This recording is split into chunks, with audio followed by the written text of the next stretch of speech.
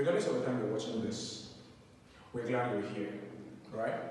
Now, this is Nexus Hub, your premier destination for achieving success in all English proficiency exams and securing foreign admissions. So have you been struggling with exams like IELTS, TOEFL, PTE, SAT, and the rest? I think it's high time you have to stop struggling and then you have to connect to the right source. And this is Nexus Hub, and we're here to help you achieve your dreams of traveling abroad and acquiring a degree or finding a better career abroad. We're here to provide personalized guidance, expert instructions, and comprehensive resources to help you achieve your dream and guarantee your success. So explore our services and let's work together to achieve that dream of studying abroad or advancing your career. So today, I'm going to be bringing you important tips to answering the IELTS reading question. Very interestingly, the International English Language Testing System is one hell of a test, alright? And many people struggle with time, especially in reading. So time is the major factor that affects people in reading. Now, how do you manage your time? You have 40 questions and then you have 60 minutes to answer these 40 questions. Now, you, by yourself, share this time amongst those 40 questions. You find out that you have less than 2 minutes for each question. So what time do you have to read the passage? That is a question you need to ask yourself. What time do you have to read the passage? You have absolutely no time to read the passage. Now I'm going to be providing you with important tips to successfully manage your time and effectively answer the reading questions. The first one, I need to bring to your notice that there is no law, neither is there a rule, that you must follow the questions accordingly. That is answering from number 1, 2, 3, 4, 5, 6, and like that. No, that is not the best approach. I usually advise my students to attempt easy question types first. That is the major thing. Attempt easy question types first. Now, we realize that there are certain categories of question types we find in the reading section, from the multiple choice, true, false, not given, the short answer questions, the sentence completion, summary completion, notes completion, table completion, flowchart completion. I call it the completion family. And then we have the matching heading, the matching paragraph, matching information of features. We have matching sentence endings, right? Now, these different question types have certain level of difficulty which differ from one another, right?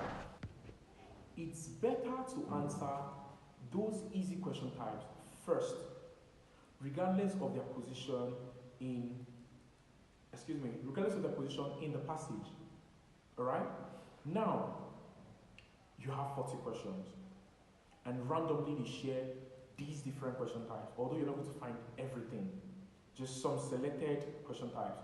And some of them include true, false, not given. You will definitely find true, false, not given. You definitely find matching heading. You definitely find completion questions, right? So these are common questions that you usually find. Now, regardless of the position of the question in that questionnaire, you need to identify easy question types first and then answer them. So from the listed question types, I usually advise multiple choice first. Although it depends on your preference as a candidate. It depends on which question you find easier to answer. But personally, I advise you answer the multiple choice question first, which is the ABCD kind of questions. Then secondly, you attempt the completion questions. That's fill in the gap kind of questions, all right? Now the third one you should attempt is the short answer question, which is very, very, very similar to the multiple choice question, but this time it has no options to choose from. So you're just putting answers directly, following a given instruction that tells you no more than this amount of word, no more than this amount of word, all right? So you have to carefully look at the instruction before even attempting that particular question. So I said thirdly, you need to answer the short answer questions. Then the fourth category of question you need to answer is the true, false, not given. Remember, regardless of their position in the question, even if it is found between 25 to 30 or 35 to 40, even if it is the last question, you have to answer the easy question types first. So I said the fourth question you need to answer is what? The true, false, not given, or the yes, no, not given questions. Now, lastly, you have to look at the matching questions, all right? Where you have the matching heading, you have the matching paragraph, you have the matching information, you have matching sentence endings, all right? These are the last category of questions you need to answer. So remember the first rule, there is no law that states that you need to follow the questions accordingly, right? Now, secondly, which is the second rule, you ought to identify a question type and then read instructions carefully before attempting that particular question. So instructions, very importantly, yes, most times many people neglect instructions, especially in those kind of questions where you are provided with a number of words to write. So probably write no more than 3 words, write no more than 2 words. And sometimes, funny enough, even multiple choice questions. Alright? Now, you could be given an alternative or probably an option to, a question to choose more than one option. For instance, you have number 1 and you're expected to pick probably 2 answers. And let's assume the answer is A and C. And you're just putting in A, neglecting C. Alright? You entirely failed that particular question, regardless of the fact that the first answer you selected is actually correct. So you have to carefully look at the instruction. Alright? So look at the instruction, identify a question type, then look at the instruction, read the instruction very importantly. That instruction will guide you. It stands as as a guide to successfully answering that particular question. Now the next tip is the use of keyword. This is the most important tip you need to know. The use of keywords. Keywords are very, very important. Very important. Keywords are very important tips you need to put into consideration because yes, they are the most effective. Now, the essence of keyword is that it helps you locate an answer quickly without even reading the entire passage. So, with keyword and probably keyword come hand in hand, or it has a relationship with skimming and scanning, right? So you will save the stress of reading an entire passage, which ends up saving you enough time.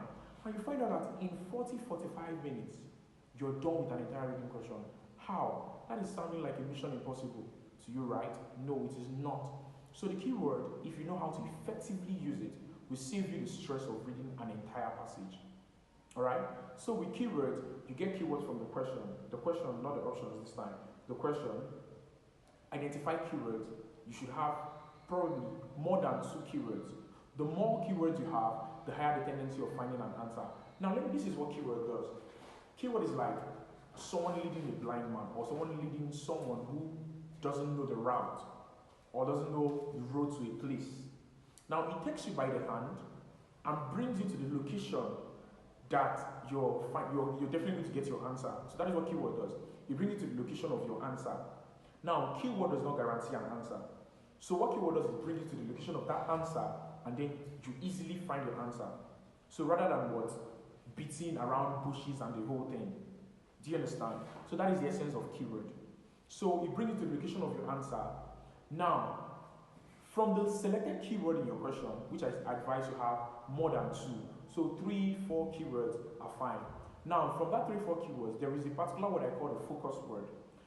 The focus word is a word that there's a higher tendency of this word not appearing multiple times in the passage. It could appear once. Yes, it could appear once, or it could appear probably 2 times. Now, example of these words are dates, names, right, and specific events. So you need to identify these focus words, and then you go on and look for it. Especially, yes, if you're seeing a number, something like a date or something, or a particular number in the question, yes, that's the best word. You can easily find it. Now, the location you find those keywords, that is the location of your answer. So you have to now thoroughly read just that sentence that contains those keywords. And that is where your answer lies. So that is the essence of the keyword. So with keyword, you get a particular word, and then you're just moving around, just line by line, the whole passage. You're not reading this time. You're skimming and scanning through that particular passage rather, and sorting for your answers. So remember the 3 rules. Number 1, you should You should not always follow the questions accordingly. Rather, what you should pay attention to is the attempting of easy question types first. You have to be familiar with all the question types. So from time to time, I think I'm going to be dropping videos on what the different question types and how to go about them. So answer easy question types first. The next one is what? Identify a question type and do what? Read instructions carefully. Very important. You should not be a scapegoat, please. Now, the third one is what? The use of keyword.